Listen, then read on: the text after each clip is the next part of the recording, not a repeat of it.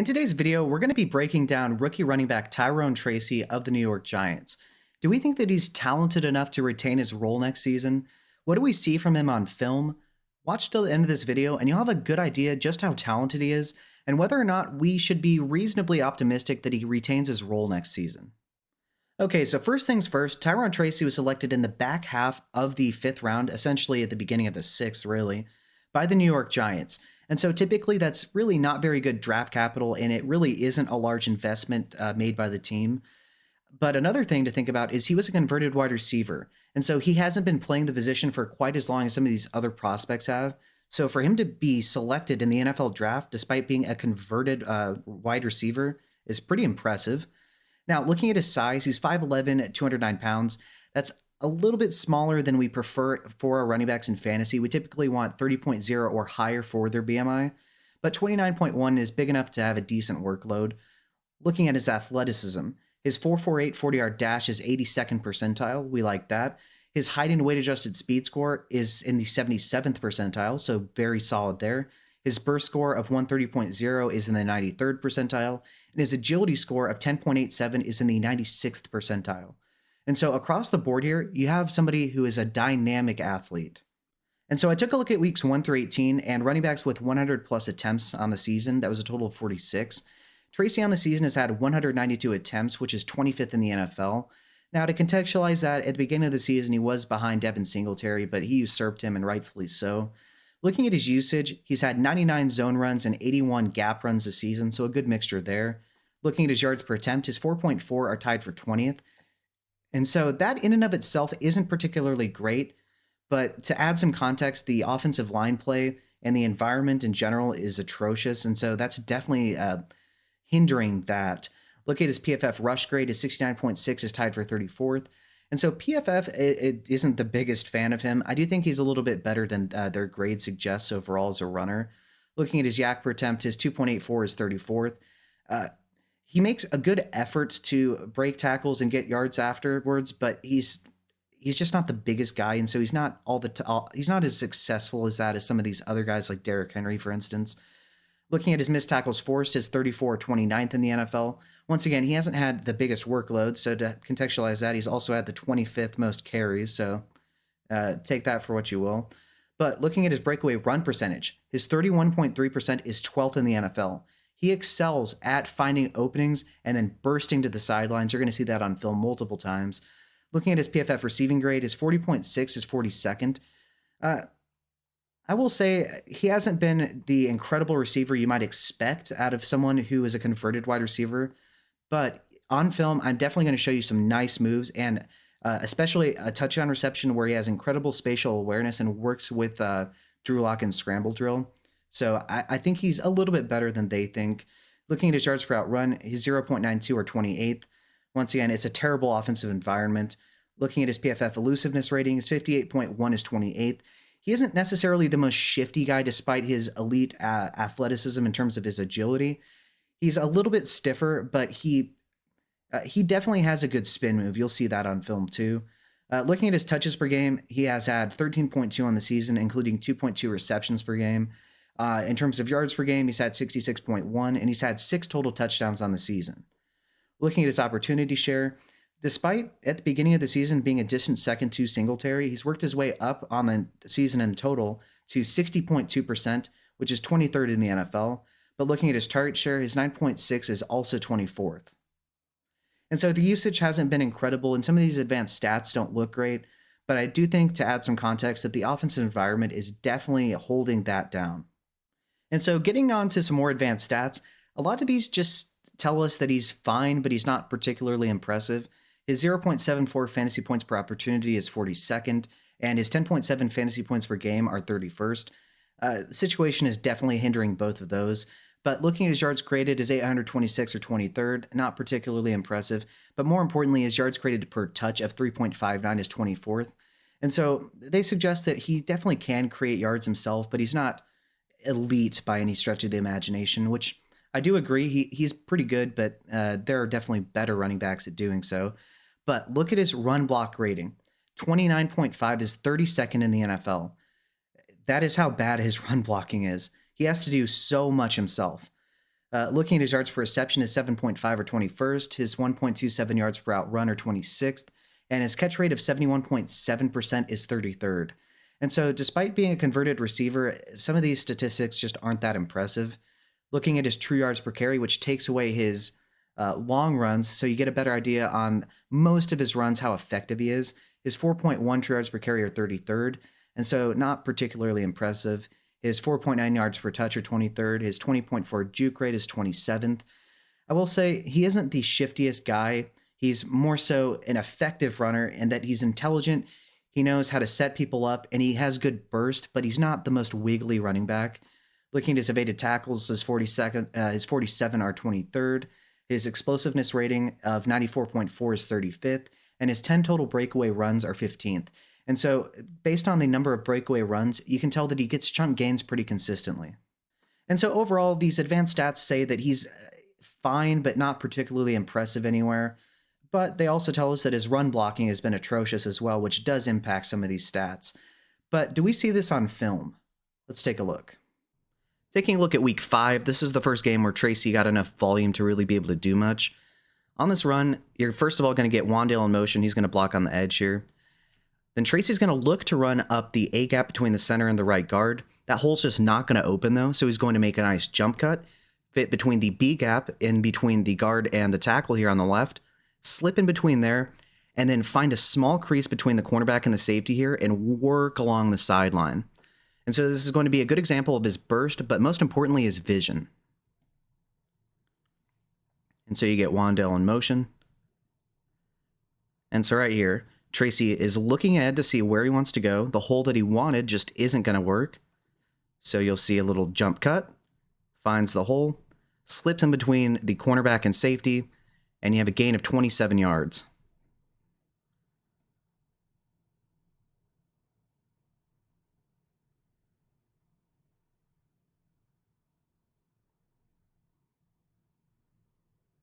And so we have a good rep of vision and burst.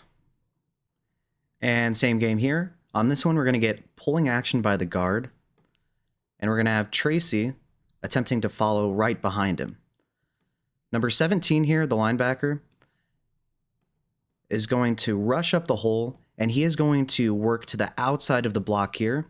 And so what you're going to get from Tracy is a very quick move to take advantage of the leverage and go to the inside, find the hole, and then he's going to once again head towards the sideline and use his burst. And so on this play, make note of the quick ability to diagnose what's happening, make a nice little juke as soon as he touches the ball, really, to take advantage of the leverage of the block there, and then zip through the hole and find the sideline. And so you see right here, whoop. Then he finds the opening, bends it to the sideline. Doesn't have quite enough speed to take this the distance or anything. Long speed isn't his biggest strength. But in terms of finding the hole and then working his way in creating additional yardage by working to the sideline, that is something we see routinely on his film. Taking a look at week 6, there are times on film where he doesn't have the vision to find a hole. And so here he's going to look to run A gap. What you're going to get from the Giants is one-on-one on the end here. Then these two, the guard and the tackle, are supposed to double here. And you're supposed to get a double team here and one-on-one. And so theoretically, the A gap here should be able to be exploited. Once again, depending on the success of the double teams. It's not going to be open. And so he is going to have a wide open lane on the opposite side of the tight end here. And he's just not going to exploit it. And so it wasn't, where he was intending to run to begin with, but that is part of vision, is being able to assess where the holes are when the holes that you are attempting to utilize just aren't going to be available. And so right here, at this point in time, you could get skinny through that for sure. But it really quickly closes up and there's just nowhere to go. And if he had noticed that to the right side here, there was just nobody there. And so it's going to end up being a gain of 2, but he potentially could have had, depending on his ability to beat one of these two guys, he potentially could have taken it to the house, but probably a gain of about 5 to 10. And same game, here we're going to get a reception by Tracy. Being a converted wide receiver, you would expect him to be a relatively good pass catching back. So he's going to start out here. They're going to do a PA fake to him. Then he's going to slip out for a little screen. And so you're going to get your lineman pulling out, and you're going to get your wide receivers working downfield. This is going to be against cover 2. And so you'll have your flats right here. Then you're going to have your underneath coverage in the middle here. And then you're going to have your 2 deep half safeties. And so what's going to happen is the pass rush is going to try to get to him from behind. And so he's going to have to press up into his blockers and work a little bit faster downfield than he would like to ideally. But he's still going to do his best to maximize yardage. And so this is an example of him doing so even when the play doesn't work out like how you would ideally want it to. And so you get a PA fake, then he's going to slip out. And so you'll see the rush is coming right here, and he's having to turn around. So he's going to have to book it upfield, or he's just going to get tackled for a loss. And so you'll see he has to work up, which unfortunately doesn't allow his blockers to really be able to work downfield. But it's really just the only thing he could do. Otherwise, he was going to get tackled. So he tries to press up there. And then here is where there's just really nothing, because if he tries to slip to the right, this guy's going to dive for him. And then there's just really not much more for him to do. But it was still a gain of 14 yards, and he did maximize the yardage to the best of his ability, and there's really not much more he could have done.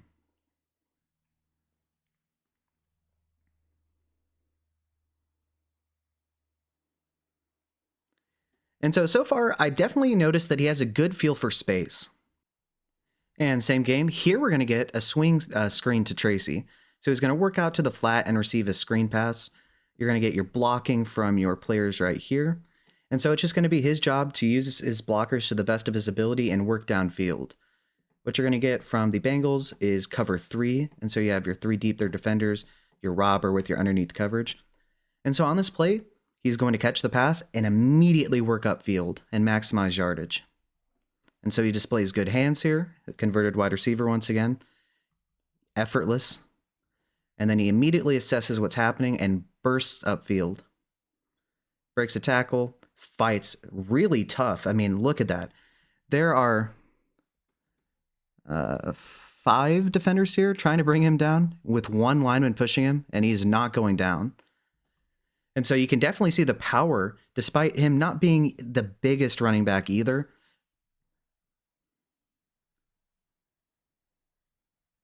And so, boom. Very tough running right there.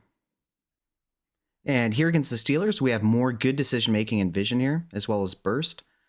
What you're going to get is a double team from the tackle and the guard right here. The center is going to attempt to wall off the defense to this side, and then the right guard is going to look to work up to the linebackers. And so what you're going to have is Tracy following along and exploiting the A gap here. And so watch the vision and burst. And so he's going to hesitate and then hit the hole, get skinny. He did not have that much room. Then burst ahead.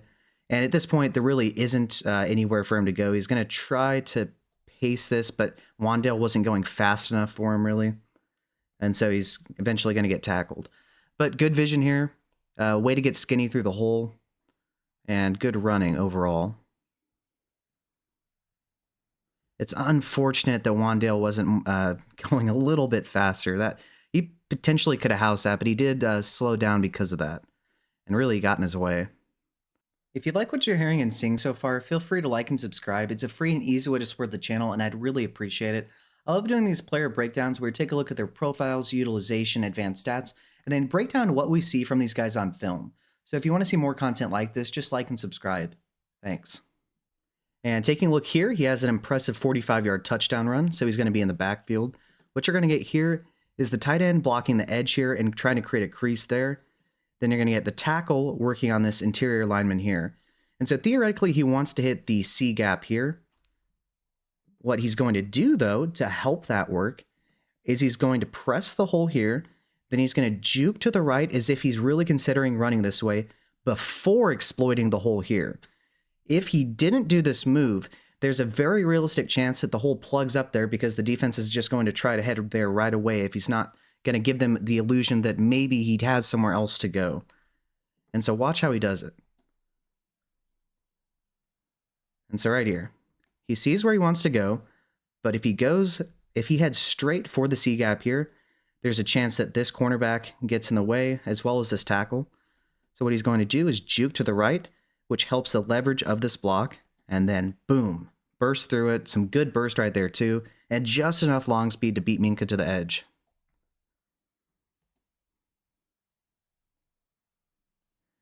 And so setting up your blockers to help have the leverage necessary to create the hole for you is absolutely a skill needed by your running backs. And taking a look at this run against the Commanders, it's only going to be a gain of 4, but it's quite impressive that he was able to get 4. On this play, he's going to be able to avoid 2 defenders in the backfield, and then we get to see a pretty good spin move.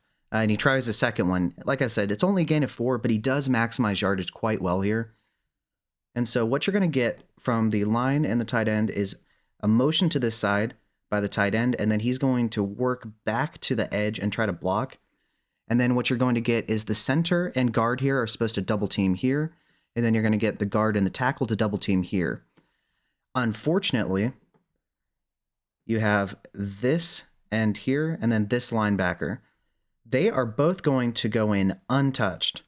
And so what you have here are these 2 tight ends on this side of the field are going to block nobody and allow instant pressure into the backfield. And so watch how Tracy avoids them and then has a nifty spin move to create some additional yardage. And so you get the motion by the tight end, and then he is going to work back to the other side. And so look, pay attention to these 2 right here. Who do they block out of these 2? Nobody. Instant pressure. So they just let everybody by. So he's going to evade the tackle there. Swerve to the left, hit a spin move, try to hit another one. Isn't able to really get anything going, but despite the atrocious blocking there by the Giants, he was able to maximize yardage and somehow get 4 out of this. And so you'll never see that on a highlight tape, but plays like this show that he is quite good at maximizing yardage. And looking at Tracy's 33-yard touchdown here, this is going to be an example of his patience. What the Giants are going to try to do is slide all the linemen to the left, so you're going to get your tackle working on this edge, then you're going to get a double team with your left guard and center on this interior lineman, then you're going to try to get the center working up into the second level. And so theoretically, Tracy would like to exploit this. Now, the left guard is not going to be able to maintain his block here, and so he is going to plug up the hole that Tracy would ideally like to utilize. And so Tracy's going to have to work all the way to the right and find a hole. Now, he will, and he'll exploit it, burst through it, and end up scoring a touchdown here. But I will, before I play this, I will say that Jadeveon Clowney here, who it is his job to keep contained on this side of the field, he is not going to make enough of an effort to work himself into the play, and that is the reason why Tracy is able to score here. And so you'll see the double team right away by the center and the guard. However, as the center starts to work up to the second level, you'll notice that the interior player here throws the lineman off of him, and so that's just not going to be an option. So watch as he works to the right and then finds the hole and bursts through it. Now, Clowney, watch, he's just kind of right there, doesn't really make as much of an effort to work himself into the play. And because of that, there you go. And he's just fast enough and physical enough to end up scoring a touchdown.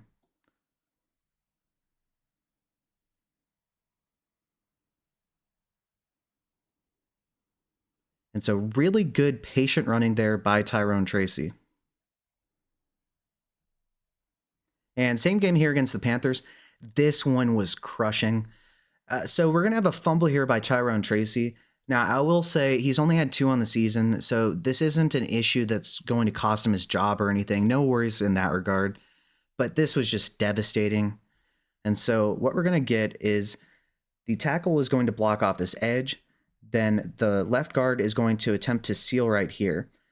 Unfortunately, the tight end is not able to get to the second level to the linebacker here.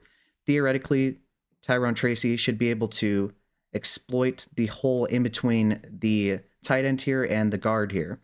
Unfortunately, the linebacker is going to immediately plug the hole, which is going to give Tracy nowhere to go. And unfortunately, in the confusion, he is going to have the ball poked out by this interior lineman. And so, like I said, it was crushing. It was a 17-17 game, and they did end up losing this game.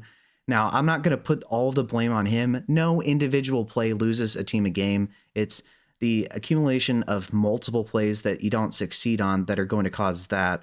But this was quite crushing. And so you'll see immediately the tight end had no chance because the linebacker rushed into the hole, which gives Tracy nowhere to go but left. And that's just not going to work. And so then you'll notice the interior defender here is going to poke the ball out. And you have a bunch of Panthers there, and it's a devastating fumble. And so definitely one of the lower points of the season for Tracy. But like I said, no individual play loses you a game. It's just unfortunate to see it come up right there. And taking a look at another passing game rep, what we're going to have here is Tracy. He's going to chip the edge here, and then he's just going to work out to the side. The Cowboys are going to be in an interesting cover 3, so you're going to have your 2 deep thirds on the outside. The middle linebacker is going to be the other third, and then you're going to have your hook zones and your flats underneath. And so on this play, Tracy's going to make himself available to Drew Lock, who's going to have to scramble for a minute in the pocket. And then what he's going to do is hit the linebacker here who's coming. He's going to come for him. He is going to catch this ball and do one of those fake spins where he reverses the other direction. And man, is it effective. And watch how he maximizes yardage here in the passing game. And so here he's going to chip the edge. Then he's going to turn around. He's going to make sure that he's available for Drew Lock. Lock's going to hit him, and then watch. Whoop.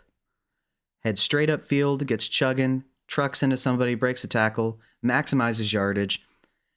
And I will say the one key trait about Tyrone Tracy that's my favorite at least is that he's always maximizing yardage.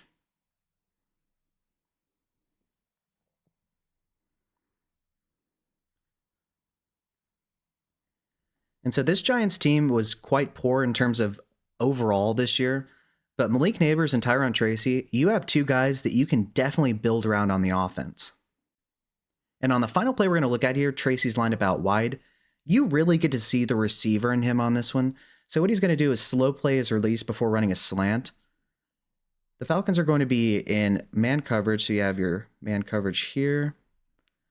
And then you're going to have this down lineman run into a little curl. You're going to have this linebacker in a hook, and then this edge is going to be in a curl as well. And so the play is going to break down, and what Tracy is going to do is he's going to find himself right here, but Locke is going to scramble to the left, and so he's going to do what good receivers do and work with him in scramble drill to the back of the end zone here.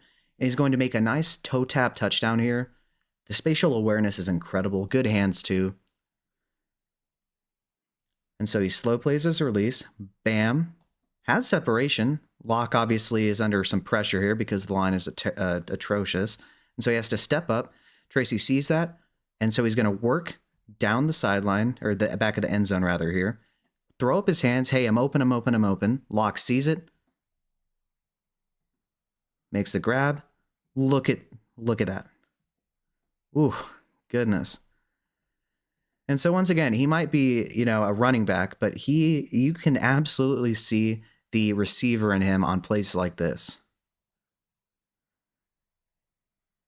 And way to work with their quarterback in scramble drill. And so what are we to think of Tyrone Tracy? Well, from a profile perspective, it wasn't particularly impressive in terms of his size and his capital.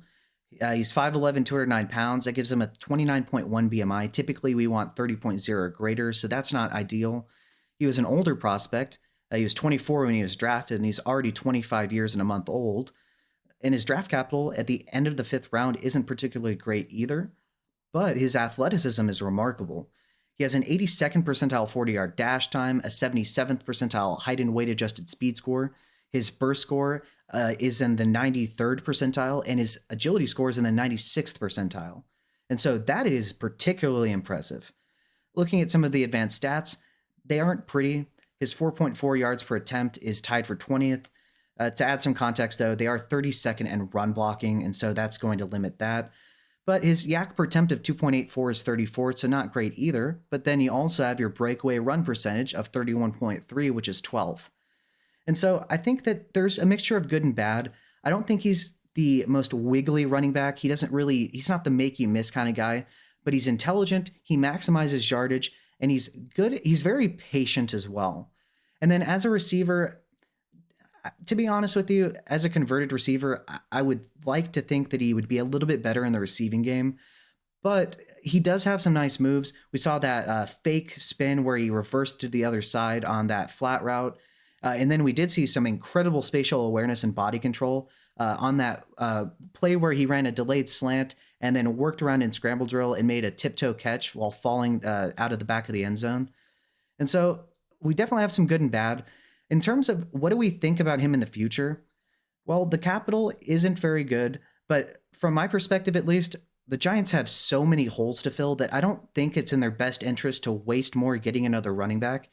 I think he's more than serviceable, and I think that a lot of these stats would be quite better if the offensive environment was improved. I think it's a must that they get a new quarterback, obviously. And then I definitely think the interior of their offensive line, and especially the right tackle situation, needs to be addressed. And if those things happen, I think that Tyrone Tracy is going to have a much better year too. But what do you think? Do you think I'm a little bit too high? Do you maybe have some other concerns that I didn't state in this video? If so, let me know below in the comment section and let me know why. With that being said, if you like what you've seen and heard, feel free to like and subscribe. I love doing these player breakdowns where we take a look at their profile, usage, advanced stats, and then break down what we see from these guys on film. So if you want to see more content like this, just like and subscribe. Thanks.